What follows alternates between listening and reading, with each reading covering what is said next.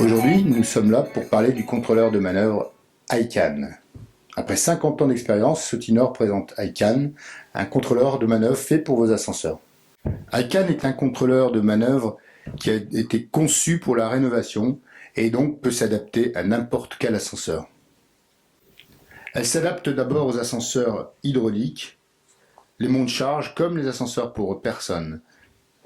Alors les monts de charge équipés de taquets ou de dispositifs anti-dérive. Elle est compatible avec la norme 81-2 avec l'amendement 1.3 qui concerne les mouvements incontrôlés de la cabine. Elle pilote des centrales hydrauliques de toutes marques et dans la base permet de piloter par exemple des centrales telles que GMV, Blin, Bûcher ou Algi et encore pas mal d'autres marques. L'ICANN gère également les variateurs de fréquence et les appareils de vitesse. Alors, l'intérêt évidemment c'est d'avoir du confort et surtout des économies d'énergie. Elle s'adapte à des moteurs synchrones ou des moteurs asynchrones.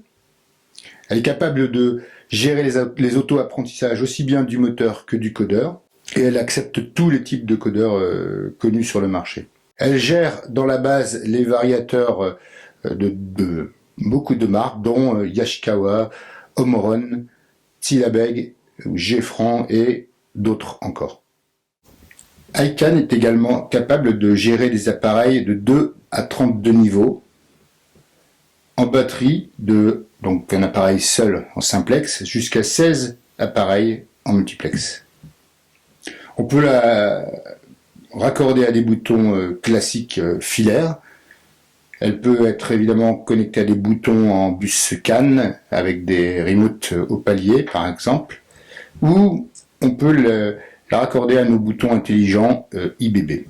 Elle gère toutes les fonctions habituelles qu'on peut trouver sur un ascenseur, le pompier, la pleine charge, la surcharge, boîte d'inspection, etc., etc. Son intérêt, c'est quand même avec une seule carte, de pouvoir s'adapter à tous les ascenseurs du marché. La force principale du contrôleur de manœuvre ICANN est sa simplicité. Son installation est rapide et économique. On se trouve devant une armoire ICANN. Celle-ci est équipée d'un variateur iDrive.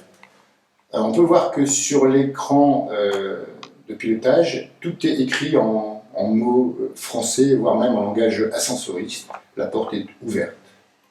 L'appareil est à niveau. Alors, c'est très simple à comprendre, hein, n'importe qui peut s'en sortir. On va vite se rendre compte que dans les menus, il y a, de la même façon, on parle en langage compréhensible par tout le monde, configuration site, les niveaux, les ports, les boutons, seulement simple.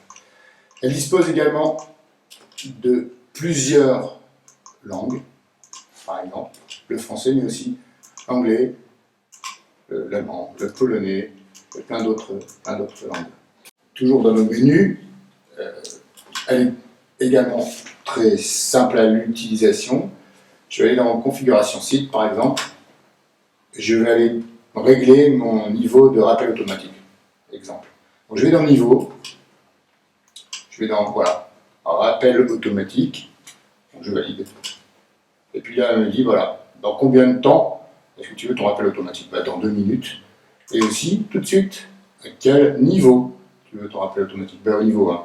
Alors, j'ai pas besoin d'aller chercher la tempo et le niveau, j'ai les deux au même endroit.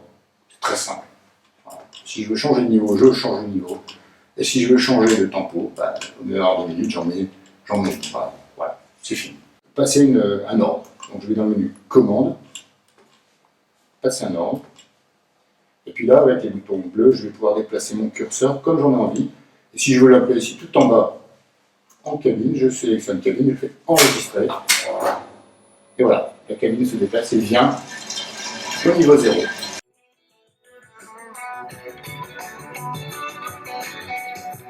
Maintenant, on est en maintenance. Donc on vient de m'appeler parce que mon ascenseur était en panne, qui avait un niveau qui était condamné. Donc je viens d'arriver en machinerie, et puis quand j'arrive en machinerie, voilà ce que je dis. Information, le mouvement de porte ouverte est impossible. pour au moins un niveau, contrôler les aimants. En fait, j'ai perdu un aimant, et plutôt que de condamner, donc je ne ferai plus de mouvement de porte ouverte à ce niveau-là, plutôt que de condamner le mouvement de l'ascenseur, on a condamné que le mouvement du niveau, et on le signale au technicien qui devra acquitter. Toujours pour les opérations de maintenance, évidemment, on dispose d'une pile de défauts. Dans cette pile de défauts, on a stocké 10 défauts maximum. Donc le premier, le second, enfin avec tous les détails qui concernent le défaut. Parfois, ça ne suffit pas pour attraper des phénomènes transitoires, des choses comme ça.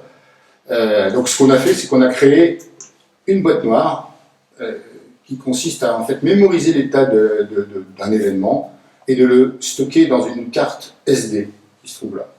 Donc pour enregistrer les événements, il suffit que la manœuvre s'arrête, se mette en défaut. Alors je peux créer un défaut moi-même. Voilà, je fais un défaut. Et le fait d'avoir créé ce défaut va transférer tout ce qui s'est passé dans la carte SD. Voilà. Et donc je vais récupérer ma carte SD et aller la positionner sur un PC pour pouvoir débriefer ce qui s'est passé sur un grand écran et l'analyser.